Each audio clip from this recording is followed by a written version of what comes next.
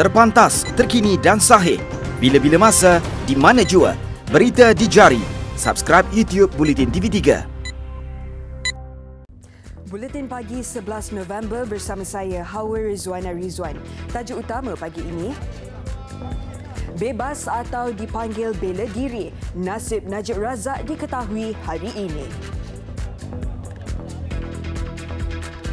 3 wanita termasuk 2 beradik lemas di Desaru.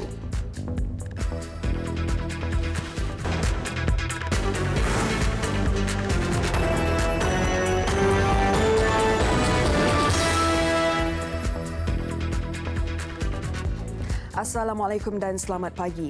3 wanita termasuk 2 beradik ditemui lemas di Pantai Batu Layar Desaru, Kota Tinggi petang semalam. Difahamkan mangsa ke Kota Tinggi untuk bertemu saudara mereka sebelum berkelah di pantai berkenaan. Mangsa pertama dikenali sebagai Asiah Abdul Rahman, 41 tahun dari Felda Ciku, Gua Musang. 2 beradik yang lemas itu pula dikenali sebagai Ummu Sulaim Muhammad Rohim, 25 dan Siti Hajar Adila Muhammad Rohim, 23 tahun. Mereka juga berasal dari Gua Musang, Kelantan. Mangsa ditemui lemas oleh orang awam kira-kira jam 5.30 petang. Ketua Balai Bomba dan Penyelamat Bandar Penawar, Muhammad Fadli Ismail berkata pihaknya menerima panggilan kecemasan pada jam 5.35 petang sebelum sepasukan 8 anggota membabitkan 1 jentera dikejarkan ke tempat kejadian. Apabila tiba, pihaknya mendapati terdapat 3 mangsa lemas itu sudah ditemui orang ramai di kawasan berhampiran. Mayat dihantar ke Hospital Kota Tinggi untuk bedah siasat. Nasib bekas Perdana Menteri Datuk Seri Najib Razak sama ada dibebaskan atau dipanggil membela diri terhadap 7 tuduhan pecah amanah, menyalahgunakan kedudukan dan pengubahan wang haram dana 42 juta ringgit milik SRC International Sdn Bhd akan terjawab hari ini. Difahamkan keputusan akan diumumkan Hakim Mahkamah Tinggi Kuala Lumpur Muhammad Nazlan Muhammad Ghazali dalam prosiding yang dijangkakan bermula jam 10 pagi ini. Perinciannya kita terus berlintas langsung bersama wartawan Siti Khadijah Jaafar yang sudah bersedia di Kompleks Mahkamah Kuala Lumpur, Jalan Duta. Bagaimana dengan perkembangan di mahkamah ketika ini, Khadijah? Ya, Hawa, pagi ini pastinya akan menjadi detik mendebarkan bukan sahaja kepada rakyat Malaysia tetapi lebih kepada Tuan Empunya Diri ataupun lebih tepat lagi tertuduh iaitu bekas Perdana Menteri Datuk Seri Muhammad Najib Tun Razak yang akan mengetahui nasib beliau sama ada dibebaskan ataupun diperintah untuk membela diri.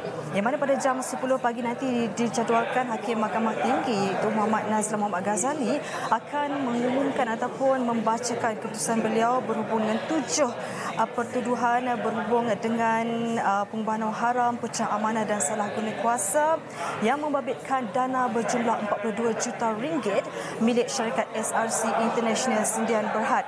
Dan untuk pengetahuan anda, semua ahli parlimen pekan itu telah bertiba di Kompleks Mahkamah Kuala Lumpur ini seawal dalam jam 8.40 pagi tadi, di mana Datuk Seri Najib untuk permulaannya ini dijadualkan menghadiri prosiding pertuduhan kes salah guna kuasa dan juga pengubahan wang haram serta pecah amanah membabitkan dana milik syarikat Wang Malaysia Development Sdn Bhd iaitu 1MDB di hadapan Hakim Colin Lawrence Sikura di tingkat 4 di bawah ini. Dan Datuk Seri Najib akan masuk ke Mahkamah Tinggi di belakang saya di aras 5 ini untuk mendengar sendiri keputusan itu pada jam 10 pagi nanti. Dan apa yang dapat dikongsikan kelihatan Datuk Seri Najib ketika tiba tadi, raut wajah beliau kelihatan tenang dan seperti dijangkakan keadaan mahkamah di sini memang agak penuh dan sesak dengan kehadiran penyokong-penyokong beliau. Namun keadaan di mahkamah setakat ini masih lagi terkawal dengan seliaan dan kawalan daripada anggota keselamatan khususnya Polis Diraja Malaysia PDRM. Dan selain itu pengamal media juga antara golongan yang agak sibuk di sini yang telah pun tiba sejak dari awal pagi tadi untuk membuat liputan sama ada media tempatan dan juga media antarabangsa, di mana pihak mahkamah telah pun menyediakan sejumlah 40 pas untuk membuat liputan di dalam mahkamah. Dan untuk pengetahuan anda juga, pendengaran kes ini telah pun ditutup pada 23 Oktober lalu dengan 57 saksi dipanggil memberi keterangan, yang mana pasukan pendakwaan diketuai sendiri oleh Peguam Negara Tan Sri Tommy Thomas dan pihak pendakwaan dan pihak pembelaan diketuai oleh Peguam Tan Sri Muhammad Syafiee Abdullah. Dan perbicaraan kes berprofil tinggi yang turut mendapat perhatian dunia ini juga bermula 3 April lalu berlangsung masa selama 58 hari. Dan antara saksi utama yang mendapat perhatian adalah bekas pengarah SRC Datuk Subuh Mat Yassin, bekas pengerusi Lembaga Pengarah SRC Tan Sri Ismi Ismail dan juga bekas Menteri Kewangan II iaitu Datuk Sri Ahmad Husni Hanazlah. Dan jika pendakwaan gagal untuk membuktikan keraguan melampaui munasabah Datuk Sri Najib akan dilepaskan dan dibebaskan daripada pertuduhan. Bagaimanapun, jika diperintahkan membela diri, mahkamah akan menetapkan 10 hari bermula 3 Disember hingga 4 Disember depan untuk beliau membela diri, dan tarikh lain yang sudah ditetapkan 9 Disember hingga 12 Disember dan bersambung pada 16 Disember hingga 19 Disember depan. Dan buat masa ini itu sahaja dulu laporan ataupun perincian yang dapat saya kongsikan. Kembali bersama dengan rakan tugas di studio. Selamat. Terima kasih Siti Khadijah Jaafar langsung dari Jalan Duta. Selamat bertugas. Kita ke laporan seterusnya. Silibus pengajian sekolah tahfiz di Selangor akan dikaji semula agar lebih seimbang dan tidak hanya tertumpu kepada pembelajaran agama semata-mata. Menteri Besarnya Amiruddin Syari berkata, inisiatif awal yang dilakukan kerajaan negeri termasuklah program pembelajaran pantas Sijil Pelajaran Malaysia SPM yang bertujuan membantu pelajar tahfiz yang tidak mengikuti aliran akademik seperti pelajar di sekolah kebangsaan. Kita juga akan mula untuk melihat silibus pengajian di sekolah-sekolah tahfiz ini, kerana kita tak nak juga sekolah ini tidak seimbang. Mereka juga harus diberikan pendedahan terhadap aspek-aspek lain kehidupan.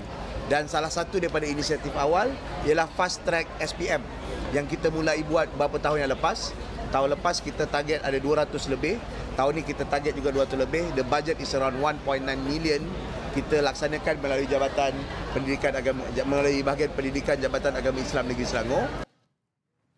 Menurut beliau, dengan perubahan silibus itu kelak, pelajar tahfiz bukan sahaja menjadi hufaz, malah dapat melanjutkan pelajaran ke universiti mahupun institusi pengajian lain.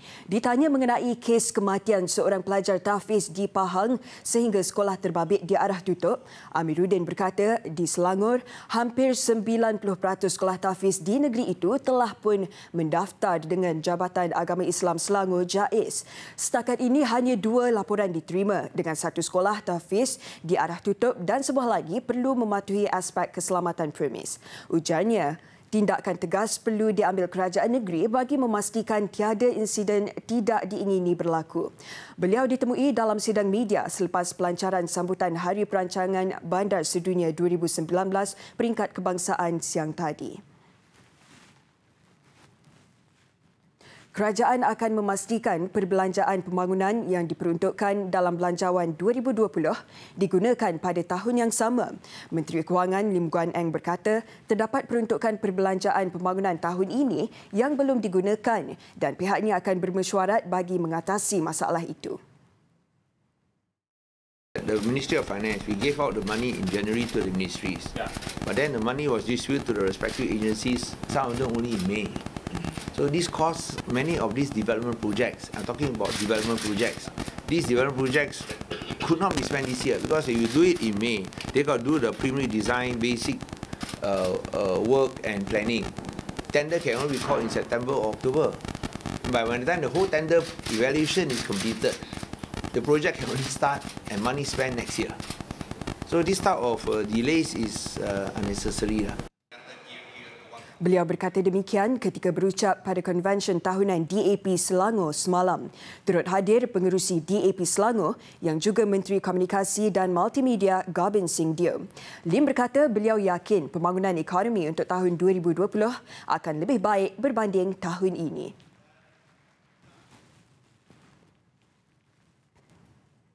Kerajaan akan mempergiatkan inisiatif menghijaukan bandar bagi menangani masalah kemerosotan kualiti alam sekitar di negara ini. Menteri Wilayah Persekutuan Khalid Samad berkata inisiatif ini termasuklah mewujudkan persekitaran bandar yang berkualiti demi kesejahteraan rakyat. Semua pihak, ujarnya, perlu memainkan peranan untuk memelihara alam sekitar. Impak pembangunan dan perubahan kepada alam ini dapat dikawal oleh semua pihak, bukan saja pihak kerajaan tetapi juga komuniti itu sendiri. Kerana ianya mestilah, semestinya lah satu usaha yang disokong dan dilakukan selari daripada pihak yang berkuasa, daripada pihak rakyat jelata untuk menentukan keberkesanan yang sepenuhnya. Kerajaan negeri Selangor pula mengambil langkah proaktif dengan menerapkan kesedaran memelihara alam sekitar ke atas agensi terlibat termasuk kepada masyarakat. Dalam kita punya low carbon city framework, our mission adalah untuk mencapai 40% rendah karbon menjelang tahun 2030. Tapi kalau macam majlis-majlis tertentu mereka sudah ada ukuran-ukurannya, macam di MBSA setakat ini kita dapat kurangkan kepada 11% dengan pengenalan beberapa inisiatif sebagai contoh bas elektrik ataupun laluan sikal, laluan pejalan kaki, hari tanpa kenderaan, penanaman pokok, dan ia adalah satu program yang berterusan termasuk membangunkan konektiviti dengan masyarakat dan juga sekolah. Mereka ditemui dalam sidang media sempena sambutan Hari Perancangan Bandar Sedunia Peringkat Kebangsaan di Dataran Kemerdekaan semalam.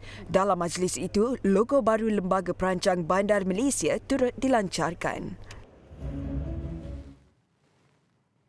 Kementerian Kesihatan melalui bahagian keselamatan dan kualiti makanan akan memantau penggunaan bahan plastik murah sebagai bekas makanan yang dikatakan mampu mengundang bahaya kepada kesihatan. Menterinya, Datuk Seri Dr. Zulkifli Ahmad berkata pihaknya tidak akan teragak-agak untuk mengambil tindakan sekiranya benar penggunaan bekas makanan dari bahan plastik murah ini menyebabkan makanan atau minuman tercemar dengan bahan kimia. Kita tahu bahan plastik ini dia memang ada secara apa dikata reaching of the particularly diethyl ester itu saya tahu dia tidak merupakan satu aspek toxicity yang sekian lama diketahui umum, diketahui oleh pakar-pakar toksikologi, tetapi yang dimaksudkan di sini adalah mungkin bukan saja dari sudut acute effect atau toxicity, tapi juga dari sudut di food chain ataupun kesan environment dan sebagainya. Beliau berkata demikian bagi mengulas mengenai alat permainan dan bekas makanan yang diperbuat daripada plastik yang kini banyak dijual pada harga yang murah di kedai serbanika. Ia dikatakan mampu memberi kesan negatif kepada kesihatan pengguna kerana mengandungi bahan kimia tambahan iaitu phthalates.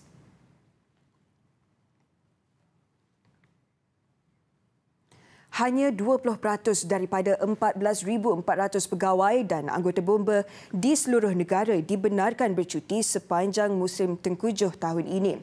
Timbalan Menteri Perumahan dan Kerajaan Tempatan, Datuk Raja Kamarul Bahrin Shah Raja Ahmad Baharudin Shah berkata, kebenaran bercuti itu juga bergantung kepada alasan munasabah. Arahan itu akan berkuat kuasa sehingga akhir Februari depan. Tapi sekarang ni banjir dan arus dan tahap kenaikan air ini kita tidak boleh jangka.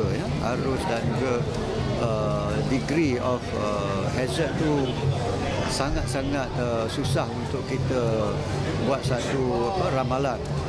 Inilah yang kita rasa kita tak boleh biarkan last minute, kita tak boleh ambil chances, tak boleh ambil risiko, kita mesti ambil jalan yang selamat. Kata elak kecelakaan sebelum dia menghampiri kita.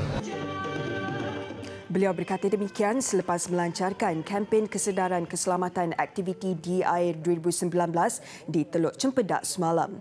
Datuk Raja Kamarul Bahrin juga mengingatkan ibu bapa untuk lebih mengawasi pergerakan anak, khususnya pada musim tengkujuh yang dijangka berlaku dalam musim cuti sekolah bagi mengurangkan risiko berlaku kejadian tidak diingini seperti lemas.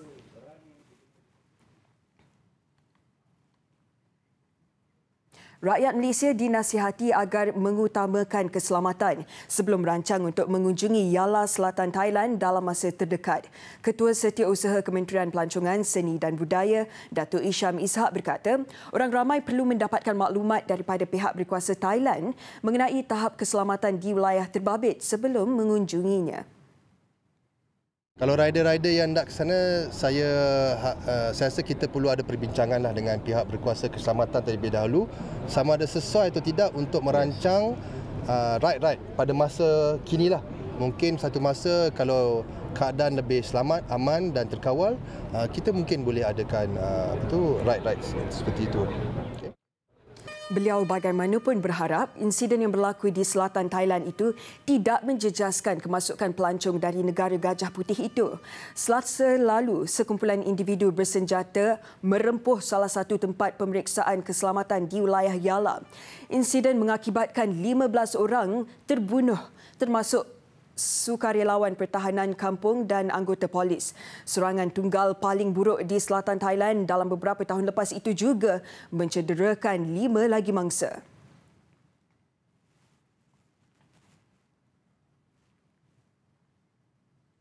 Badan bukan kerajaan NGO perlu memainkan peranan penting bagi membantu usaha kerajaan membudayakan amalan keusahawanan dalam kalangan belia selaras agenda digariskan dalam Dasar Keusahawanan Nasional DKN 2030.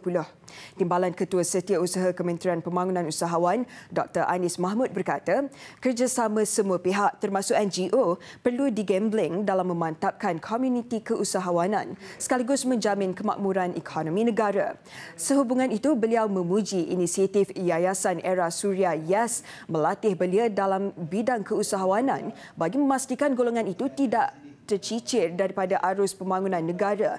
Tambahnya, walaupun ramai dalam kalangan belia yang menjadi jutawan dengan memanfaatkan media sosial sebagai platform urus niaga, ia masih belum cukup kerana usaha berterusan diperlukan untuk mencapai sasaran DKN 2030. Beliau berkata demikian ketika berucap pada malam sinaran kasih anjuran YES di Tropicana Golf and Country Resort, Petaling Jaya, Selangor semalam. Besar impaknya. Tular selepas hasilnya. Pantas menampilkan prosiding ini secara dalam keuangan maya. Berita di jari. Subscribe YouTube Bulletin TV3. Laporan antarabangsa. Polis Indonesia menahan pemilik syarikat perusahaan kelapa sawit di utara Sumatera kerana dipercayai mendalangi pembunuhan 2 wartawan dan aktivis Maradan Sianipar dan Maratua P. Siregar. Penahanan itu dibuat hasil siasatan ke atas 4 suspek yang ditahan sebelumnya susulan penglibatan dalam pembunuhan itu. Siasatan awal mendapati ahli perniagaan itu telah membayar 15 juta rupiah untuk membunuh wartawan berkenaan. 3 lagi suspek yang didapati turut terlibat dalam pembunuhan itu kini diburu pihak berkuasa. Polis percaya pembunuhan tersebut berlaku kerana pertikaian mengenai tanah di antara syarikat berkenaan dan pekebun tempatan. Seorang sejarawan Rusia ditahan pihak berkuasa selepas disyaki membunuh seorang bekas pelajarnya. Suspek Oleg Sokolov, 63 tahun, ditemukan di Sungai Moika bersama sebuah beg berisi lengan wanita. Ketika ditemui, dia berada di bawah pengaruh alkohol dan dipercayai telah terjatuh ke dalam sungai ketika cuba melupuskan anggota badan wanita terbabit. Sementara itu, polis menemukan mayat yang dipenggal di rumah Sokolov. Mayat terbabit dipercayai adalah Anastasia Yanchenko, 24 tahun. Mangsa pernah bekerjasama dengannya dalam menghasilkan beberapa karya. Ribuan penunjuk perasaan mengadakan bantahan di Sao Paulo membantah pembebasan bekas Presiden Luiz Inácio Lula da Silva. Ini berikutan keputusan Mahkamah Tinggi yang membebaskan Lula dari tuduhan rasuah. Penunjuk perasaan dilihat mengibarkan bendera negara itu sambil menjeritkan slogan yang mengutuk bekas Presiden itu dan menyifatkan Hakim Mahkamah Tinggi sebagai pengkhianat negara. Perarakan yang dibawa oleh gerakan Vam Prarua VPR diadakan di lebih 70 bandar di negara itu. Terdahulu, Lula dibebaskan berikutan keputusan kontroversi Mahkamah Agung Khamis lalu yang membebaskan ribuan banduan.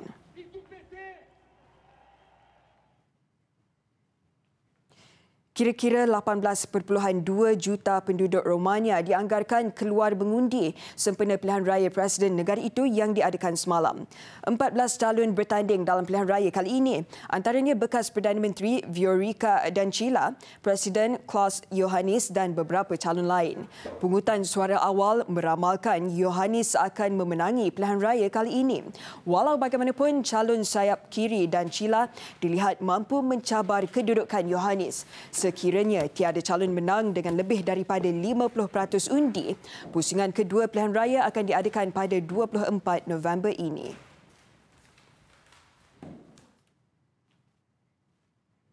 Ribuan penduduk Jepun berkumpul di sepanjang jalan di Tokyo sambil mengibarkan bendera ketika menyaksikan perarakan diraja sebagai sebahagian daripada perayaan bagi pertabalan Maharaja Naruhito.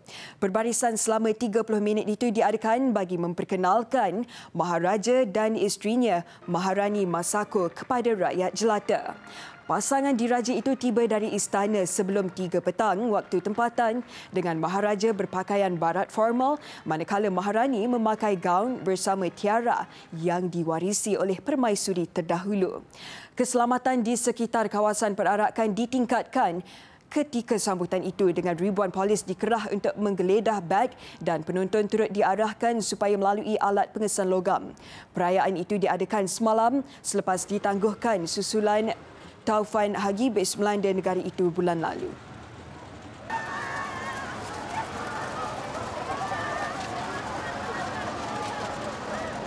Besar impaknya. Tular selepas hasilnya. Pantas menampilkan prosiding ini secara dalam keuangan maya. Berita di jari. Subscribe YouTube Bulletin TV3. Juara lontar peluru para negara Muhammad Ziyad Zulkifli gagal mempertahankan pingat emasnya dalam kategori lontar peluru F20 pada Kejohanan Olahraga Para Dunia 2019 di Dubai, Emirat Arab Bersatu UAE. Muhammad Ziyad akur meraih perak dengan lontaran sejauh 17.03 meter. Pemenang pingat emas Para Dunia 2017 itu hampir mempertahankan pingat emasnya selepas mencatatkan lontaran sejauh 17.03 meter dalam cubaan kelima sebelum dipintas oleh atlet Ukraine Maxim Koval yang juga juara Eropah apabila dia melakukan lontaran sejauh 17.11 meter dalam cubaan terakhir untuk memperoleh emas, menyebabkan Muhammad Ziyad yang juga pemenang acara ini di Sukan Paralimpik Rio 2016 akur membawa pulang perak. Lontaran sejauh 17.03 meter itu adalah lebih rendah berbanding rekod 17.29 meter yang pernah dicatatkan Ziyad sewaktu meraih emas pada Kejohanan Dunia 2017 di London, United Kingdom. Gangsa acara itu milik atlet Greece F. Stratios Nikolaidis dengan lontaran sejauh 16.61 meter. Pingat perak yang dimenangi Ziyad ini adalah pingat kedua dimenangi Malaysia dalam kejohanan ini selepas Jonathan Wong Kaji memenangi pingat perak bagi acara lompat jauh T12 pada hari Khamis lalu. Sekian paparan Buletin Pagi. Terus ikuti platform digital dan media sosial Buletin TV3 untuk perkembangan berita terkini. Saya Hawa Rizwana Rizwan. Assalamualaikum dan salam hormat.